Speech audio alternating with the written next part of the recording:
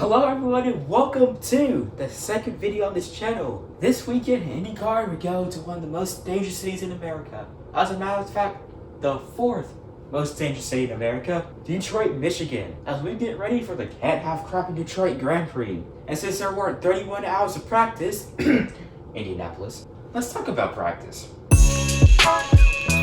At least on the highlight reel, it was just the willpower highlight reel. And also, today we found out that bump dropping is possible in IndyCar. It's just not effective. And Will had a perfectly justifiable reason to do so. Or that, everyone must have thought the runoff area must have been a brake test area. While practice 2 was happening, I was asleep.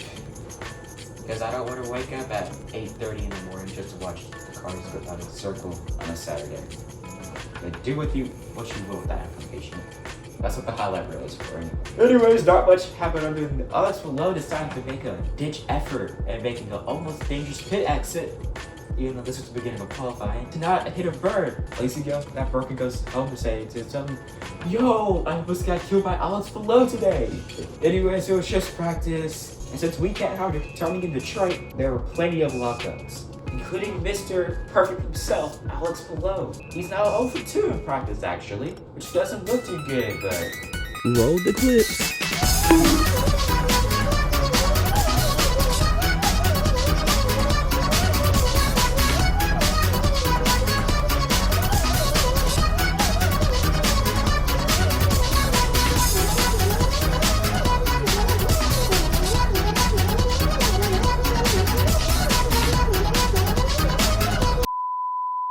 But guess who else is still crazy this weekend? None other than Willpower himself. Making some aggressive moves at the end of practice.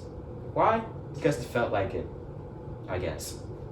But yeah, other than that, only a nice crisp 13 out of 27 drivers either hit the wall or ran into the runoff area.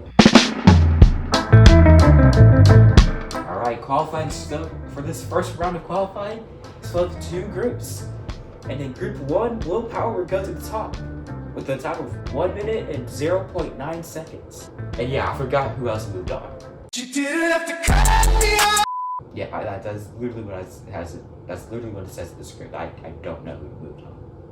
Group 2, Colton Herta will move up to number 1 in this group. And if we're gonna keep it with the theme of we can't have crop in Detroit, Nolan Seco's engine would give up on its job. Guess we can't have engines in Detroit. Longtime runner Scott Dixon will beat out rookie Louis Foster by a nice crisp 0.08 of a second to go to the last spot for top 12 qualifying, aka round 2. Colton Herta will stay at the top in top 12 qualifying as he, Cal Kirkwood, David Malukas, who has a weird obsession with robot vacuums, Christian Lugard, Alex Below, aka Mr. Perfect, and Graham Rahal would move on to the Firestone Fast 6. But to avoid copyright, and because I can't take anything seriously, let's call it the Lava Rock Quick Sace.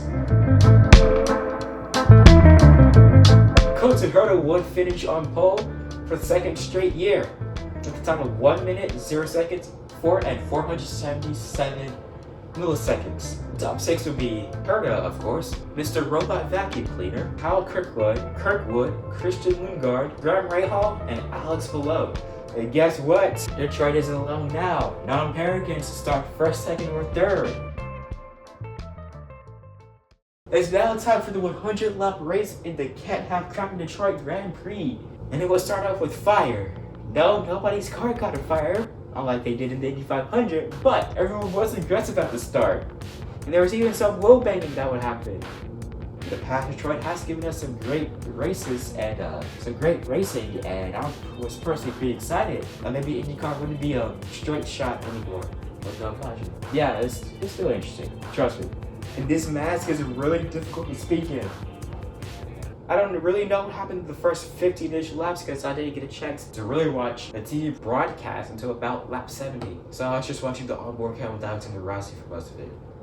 But hey, that's what race replays are for. Man, shut your bitch. The first pit stops will start around lap 10-ish, baby. And this is where the strategists would seem to start splitting off at this point. And surprisingly enough, Kyle Kirkwood will put on worn black wall tires on the front, fresh ones in the rears. And for those of you who are new to IndyCar, there's two tire types. The primary black tires, which last longer, and the sticker greens. Or I guess if this is a more permanent word refers to the sticker reds, but don't worry about that part. And like I said, the black walls do last longer, but they are a bit slower than the green tires. And in IndyCar, you have to use both sets for at least 2 laps, and one of those laps have to be under green. Anyways, Kurt Hoda would have a good pit stop for once this season, but he wouldn't get a chance to breathe out of the pits, unlike the commentator said he would. As Siegel gets feisty and Kyle Kirkland will be able to go around Colton Herta. Below, Malukas would have a moment 60 of Felix Rosenquist You can't park this, huh? back his car into the wall on lap 14, bring out the first caution of the day. We would go green on lap 18 again, but I guess we get have known Siegel racing in Detroit. As he would get spun by Scott McLaughlin. Scotty Mack would have to serve a drive-thru. After that, we would stay green for a while, and I was stuck in Home Depot. We do not care. The next set of green flag pit stops would happen, and Kyle Kirkwood was cycled to the lead as a result of it. In second place would be Will Power, and third place, pole sitter Colton Herta. During that pit cycle, Christian Rasmussen would have a little bit of trouble driving on his cold tire. It wasn't a catastrophe. What did I use? It wasn't a catastrophe though, and he would not bring out a caution. He would stay green until lap 67, where Primo Racing's Kyle Outlet will be denied his wheel privileges on the turn 1 wall. I guess we can't have wheels in Detroit. Then it will be pretty packed in pit lane as just about everyone would decide to come in. Ferrucci, Kipton, Simpson, and Armstrong would cycle up to the top 3 as we come back to green on lap 73. But guess what? We can have dominance in Detroit as Mr. Perfect, Alex Palou, would run into the wall.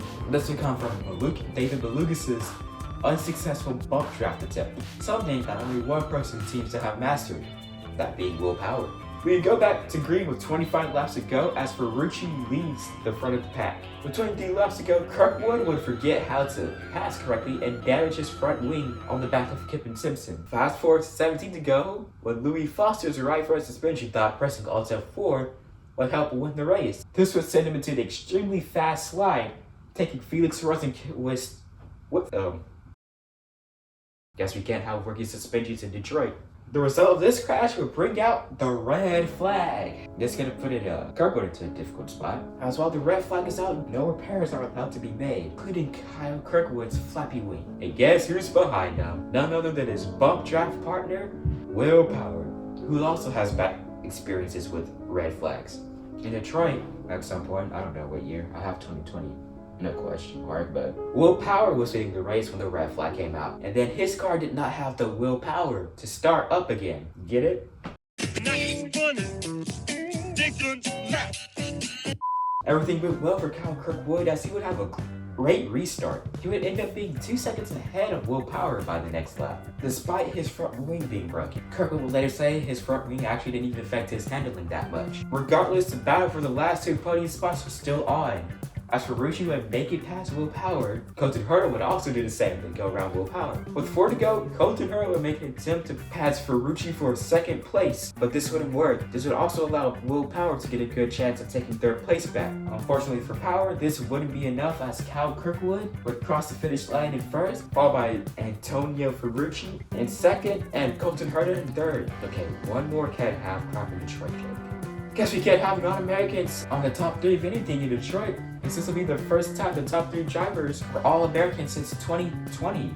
And Palou's tush push into the wall by David Lucas would give Kyle Kirkwood a chance to move into the 2nd place in the championship. This was also Kyle Kirkwood's 2nd win of the season. Kirkwood and Palou would stay as the only 2 drivers to win this season, unlike last year where the 7th winner came at this 7th race. This race definitely seemed like a good step in the right direction, as it wasn't boring and I could actually watch it and not doom scroll the whole time. Antonio Ferrucci would eventually come down with the penalty for something that I forgot. If I'm correct, it did affect his place in the championship. It didn't affect his results though.